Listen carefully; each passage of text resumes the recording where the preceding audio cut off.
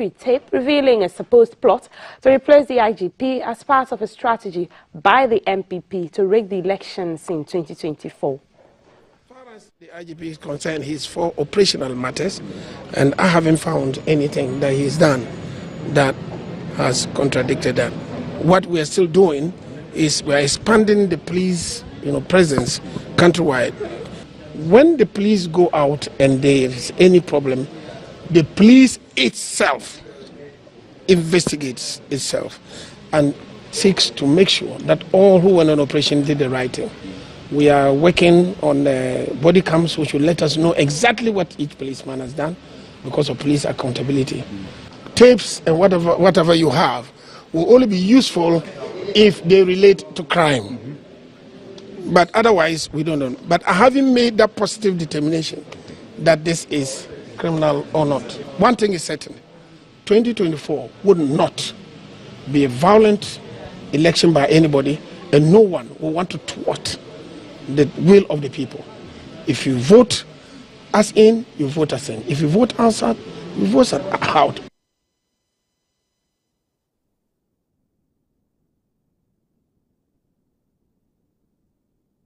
MP for Builsa North, who is also the ranking member on the Defence and Interior Committee of Parliament, Mr. James Agalga, has condemned the alleged plot. He said if the alleged leaked tape is authenticated, the issues raised must be investigated.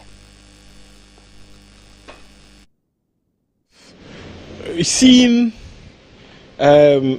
excerpts of a video and audio on social media, and I was shocked. If the audio is authenticated, then it would mean that there are people within government circles, the MPP, who have some or who have resorted to some evil machinations to subvert the will of the electorate in 2024.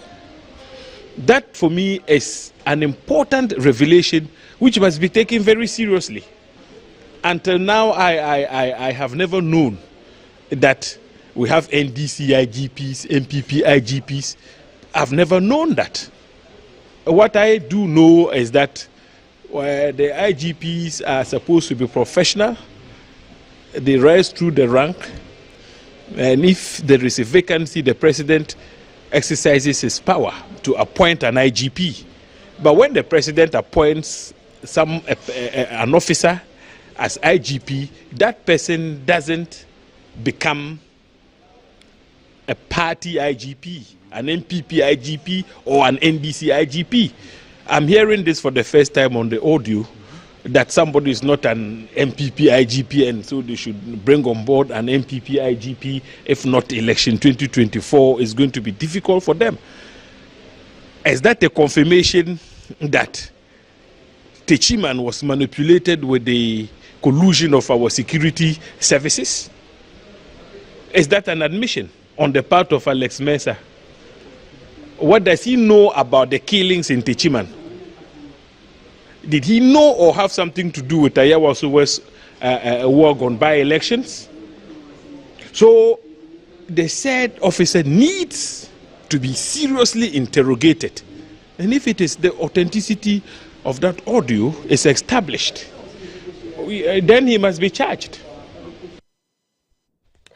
Now let's go to the court. The Accra High Court has refused an application filed by MP for Asin North Mr. James Jachikwe for stay of proceedings, while the Court of Appeal determines an appeal against the court's decision to hear Mr. Kweson's criminal case on daily basis. Given reasons for the refusal, the court said no irreparable damage would be suffered by the accused if the proceedings are not stayed, as the appeal is not to determine whether the accused should stand trial or not. Justice Mary Yanzu, in her ruling, said no rule binds the court to stay proceedings merely because an appeal has been filed against its decision. She said the power of the court to stay proceedings is discretionary and that is not to be exercised arbitrarily and capriciously, but in accordance with due process. Justice Mary Yanzu also held the view that the discretion to stay proceedings must only be exercised in exceptional circumstances where irreparable damages would occur and the appeal would be rendered nugatory on a party if the proceedings are not stayed. Per the court's reasoning, although an accused person has the right to file an appeal against the decision of a court, appealing that decision should not automatically operate as a stay of proceedings. The trial judge said she was unable to agree with the submission that the appeal would be rendered nugatory if the proceedings are not stayed, as it does not amount to special circumstances for which a stay ought to be granted. The court also held that it did not see how the success of the appeal would be rendered nugatory by the application. Justice Mary Yanzu said the application for variation was to adjourn the trial beyond the by-election to allow the accused time to campaign. In relation to comments made by the president outside of the court about Mr. James Gyakye Quayson, the court is not interested in those comments but only considered issues before it and the evidence led. Justice Yanzu consequently denied the application and dismissed same as filed. The Director of Legal Affairs of the NDC, Mr. Abraham Amaliba, was not happy with the outcome. The judge said that there was no special circumstances warranting her to stay the proceedings. We are disappointed. We are dissatisfied. We intend to repeat the application at the Court of Appeal, where we expect a favorable result. As a result of that, we ask the court to enable us file the appeal at the Court of Appeal, the stay of proceeding at the Court of Appeal. That was granted, and so we are back to this court on Friday for the continuation. But what is important is that we are repeating the application at the Court of Appeal because we are dissatisfied. The case has been adjourned to Friday, July 13, 2023. And back in Parliament, the minority caucus in the House has for the second time abstained from sitting as Asin North MP James Gyakye Quayson's criminal trial continued yesterday.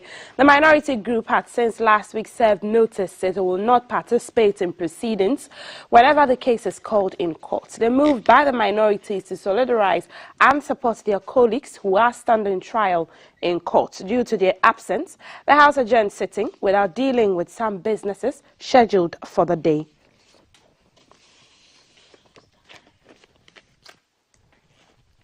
Still in Parliament, MP for Kaikwe Central, Mr. Patrick Yabuama says the minority's absence from Parliament is affecting proceedings and therefore asked them to rescind their decision to boycott Parliament. However, MP for Bulsa North, Mr. James Agalga, thinks otherwise.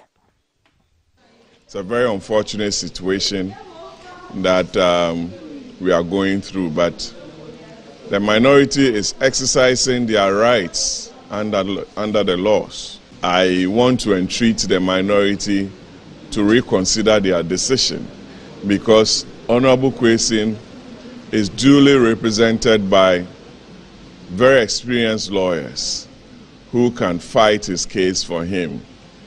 It's very important that we also get measured with what we do with regards to our responsibilities as members of Parliament. And as duty demands of us, we ought to be in the chamber to represent the people who voted for us. Yes, you can show solidarity, but you should not forget about your responsibility as a member of Parliament. So it's a right, it's a caucus decision, it's a party decision. I respect that, but I'm entreating them that there ought to be a limit to what they do, especially when we have business on the floor to partake. But if you consider the fact that the hearing dates sometimes conflict with parliamentary business, you want to ask the question, were they not mindful of the fact that the people they were charging are members of Parliament?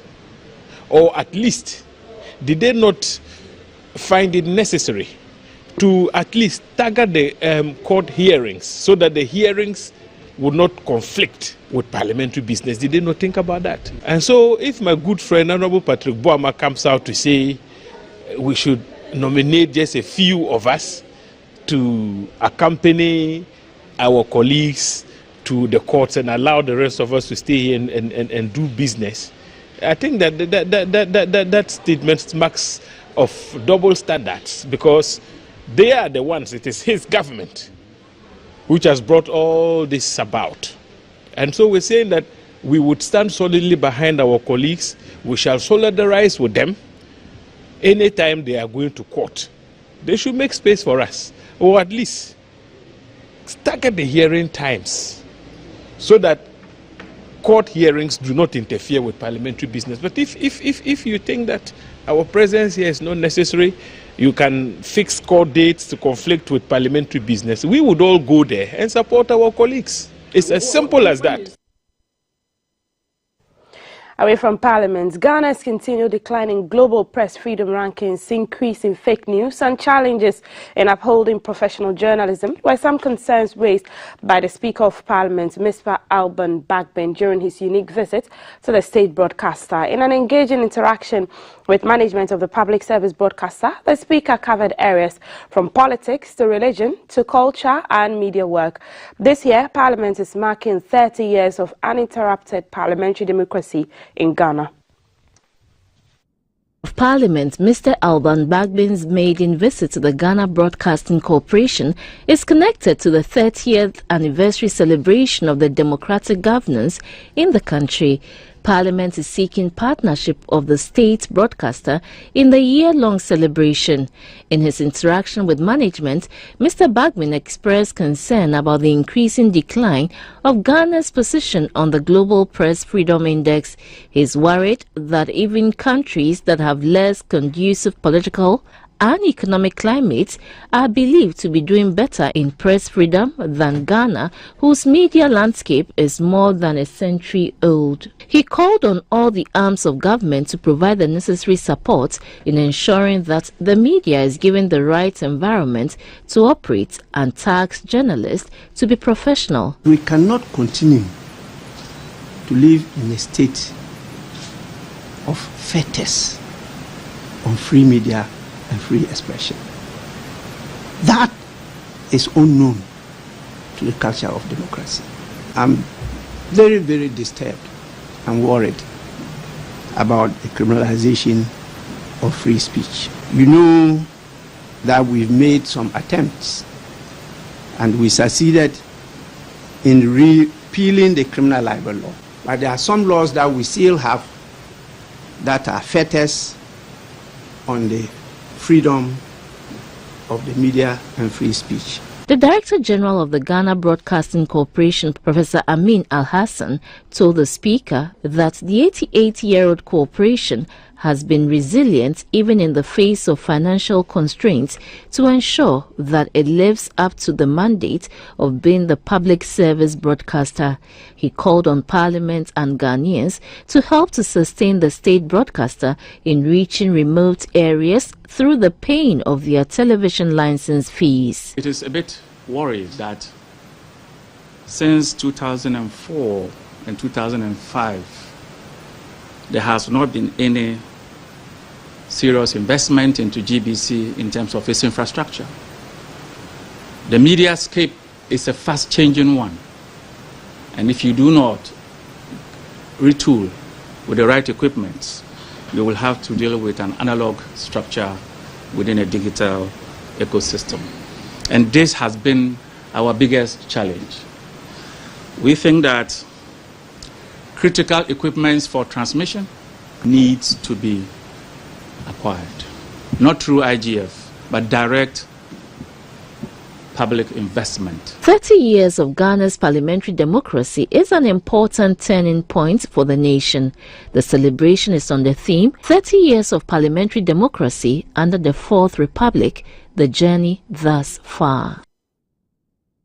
And the Speaker of Parliament, Mr. Alban Bagbin, on Tuesday paid his TV license fee of 60 Ghana cedis as his annual subscription fee. He encouraged Ghanaians to also pay their TV license fee as a must for all who own TV sets. The Speaker made the call at Broadcasting House, where he interacted with management of the state broadcaster. Mr. Bagbin explained that regular and prompt payment of TV license fees will enable the corporation to concentrate more on its public service mandate of reaching all in the country, including the fringes in the various Ghanaian languages. I need to consciously work here to come and pay my TV license. After some time, Canada people are not paying. What is happening? Then they said, how do you take that trouble to go and pay this small amount? I think that we have to relook at it. So we have an app. Yes. Your Momo account. You can just do what is the social media? What is the code? And you can pay. We are working on that. Let people know and know that they can still pay that. Yes. And one of the problems we have is this. Now IT is high. Yes. And if you get to know this is not much, so people can easily pay from the moon.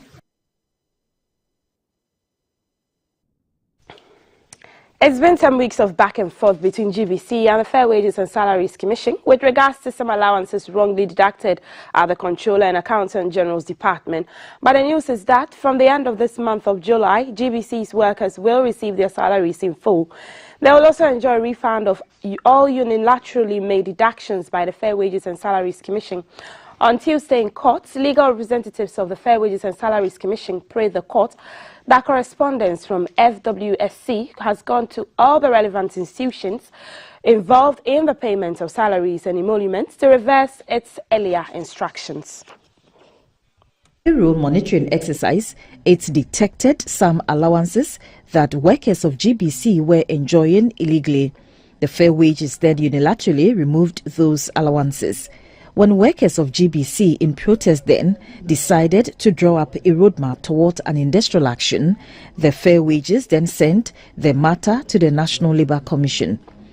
The panel of commissioners at the National Labour Commission, upon hearing from all stakeholders involved, then directed the Fair Wages to rescind its decision. Fair Wages declined, and the Labour Commission sent the matter to the High Court in Accra. Appearing before Her Lordship Mrs. Ananda Akins on Tuesday morning at the Accra High Court, Counsel for the Fair Wages and Salaries Commission told the court that Fair Wages has taken all the necessary steps to restore the allowances deducted.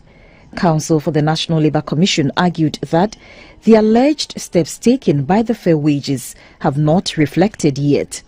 Mrs. Ananda Akins, in her judgment, struck out the case, but however assured that if July's salaries do not reflect the steps taken by Fair Wages, the Labour Commission should let the court know.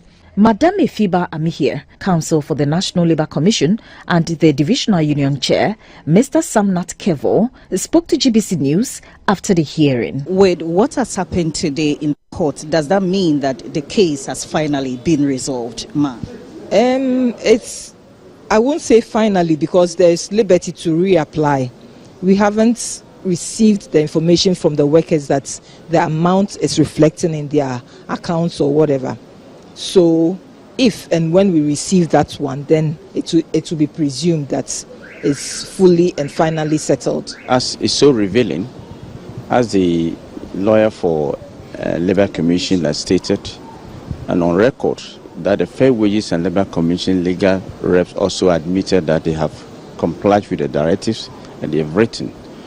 We will only bear witness to the paperwork when it reflects on our salaries. So by the end of this month, if it has not reflected on our salary, we have to notify the Labour Commission for that liberty they seek from the court to reapply. The case between the Ghana Broadcasting Corporation and the Fair Wages and Salaries Commission has been struck out with liberty to reapply. Reporting for GBC News, Gifty Ajay, High Court, Accra. Away from the courts, let's do politics. Service, sacrifice, selflessness is his mantra as MPP flag bearer hopeful Mr. Kwabena Agyapong launched his 2024 presidential campaign in Accra. As he speaks of a new dawn, he emphasizes the need for a regeneration and renewal both in the party and in the country of astute leadership with a vision that inspires hope in the youth and rekindles the faith of all Guineans in the country's constitutional democracy. From 1992, and especially if we are talking about the New Patriotic Party. I have served this party in very many capacities. Mr. Kwabena Agyapong is one of 10 NPP flag-bearer hopefuls seeking to lead the party in the 2024 presidential race. A committee constituted to vet all 10 aspirants has completed its work and has come out with a report. Before the report is made public, Mr. Kwabena Agyapong has presented his vision to the public and justified why he should be the candidate of choice to lead the NPP in the 2024 race. Country that can no longer deliver services is a source of worry and a strain among decent people. Poor sanitation, galamsey, high unemployment, deficient city planning, resulting in a chaotic explosion of slum settlements, falling standards of education, perilous health care, undernutrition, land conflicts, and many more are unwanted features of our current existence. For some time now, my heart has been troubled over the direction of our country. Mr. Agyapong says the country must heal from the chronic polarization that has become an ugly feature of politics and even within political parties. From the economy to housing, employment, and especially sports, Mr. Agyapong says in his tenure, boxing, soccer, and athletics will be prioritized. We've got to revive the interest in our Premier League and restore the organic link that used to exist between our communities and traditional football teams. And of course, the all-important role of government in football administration in Ghana. I can see a bright future. We can create a competent state, one that works at pace, one that ensures compliance with rules and regulations and enforces its own regulations. He says where the country finds itself currently is not where our forebears envisioned us to be. Hence, Ghanaians have a collective task to step up to the challenge and change the narrative.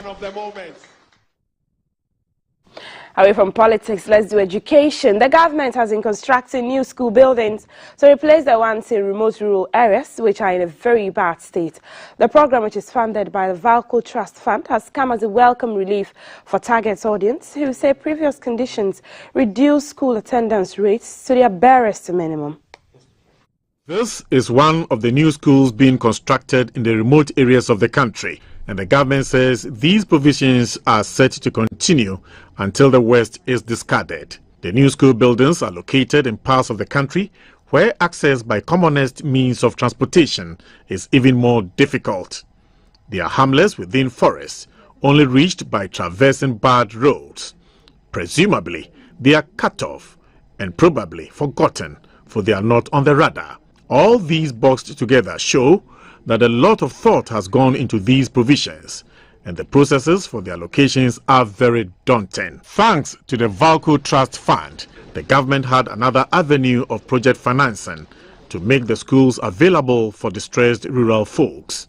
Locations visited to ascertain the projects included Chechire in Upper Denchira East in the Central Region, Adanse Ahoma in Amansie West, Wawase in Bekwai District, Nyinatiase in Amansie Central, Afraso in Amansie South, all in the Ashanti region, and Ekrofufu near Kwabeng in the Eastern region. Others in the pipeline are at various stages of construction. These are some of the old structures that are to be disused with the advent of the new. 7 kindergartens.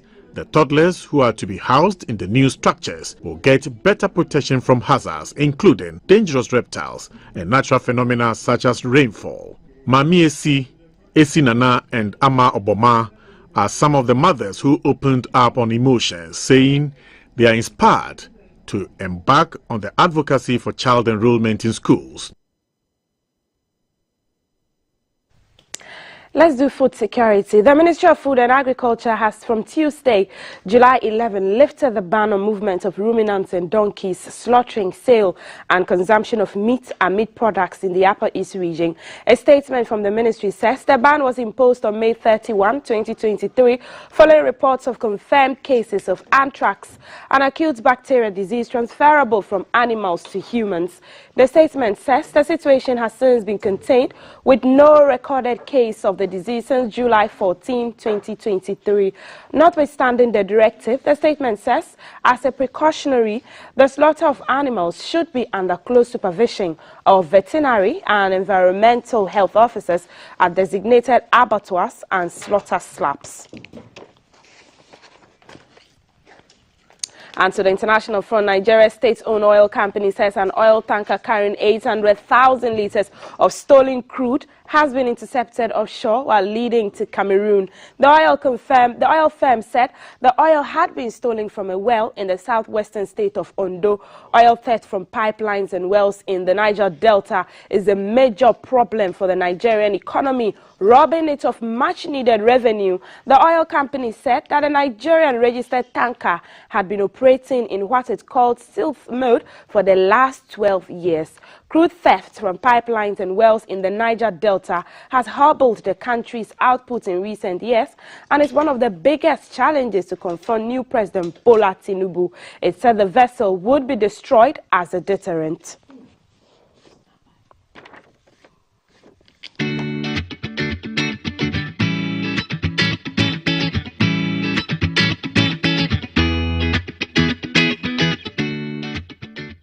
How is Wednesday weather going to be like? It's been raining. If you are in Accra, I don't know where you're watching us from across the country. Maybe you can let us know via our social media handles and our WhatsApp number 055-556-1034. But Frederick Kujo from Ghana Meteo Agency joins us on the phone lines now. Good morning, Frederick.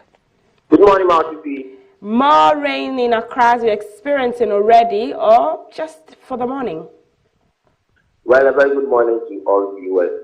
Well, as you initially said, we're expecting a lot of rain across the entire country, mostly from the northern half through to the forest belt. But then along the coastline, which will be more cloudy, with intermittent and rain. And then also we expect some and fog patches along the forest belt. For temperatures will be very low for the next 24 hours, ranging from about 20 degrees Celsius to a maximum of 29 degrees Celsius.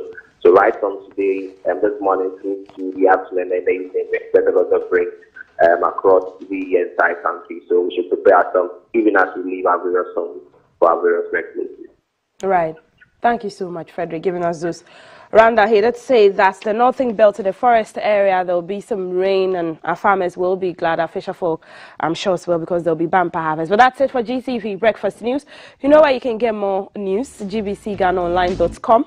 Up next, we're going into BFS Clinic and we're looking at an important issue for your posture and even you being able to walk, and that's how to keep your spine alive. I'll be back at 7 with sports. Social media corner will come your way as well. And we'll have a conversation.